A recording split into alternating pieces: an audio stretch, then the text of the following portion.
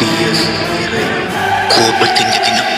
ഇതെന്താണെന്ന് പറയുന്നത് മുമ്പ് തന്നെ എല്ലാവരും ചാനൽ സബ്സ്ക്രൈബ് ചെയ്യുക, വീഡിയോ ലൈക്ക് ചെയ്യുക, ഇഷ്ടപ്പെട്ടെങ്കിൽ കമൻറ്റ് ചെയ്യുക.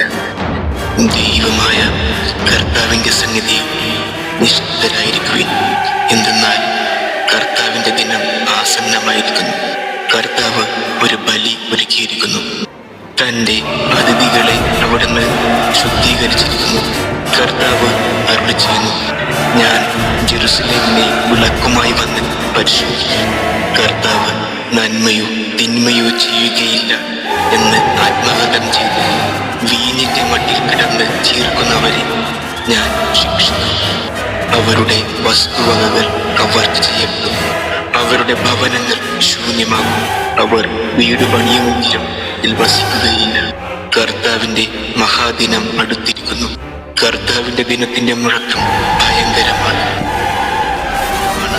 കഷ്ടതയുടെയും കഠിന ദുഃഖത്തിന്റെയും ദിനം, നാശത്തിന്റെയും ശൂന്യതയുടെയും ദിനം, മേഘങ്ങളുടെയും കൂരിരുട്ടിന്റെയും ദിനം.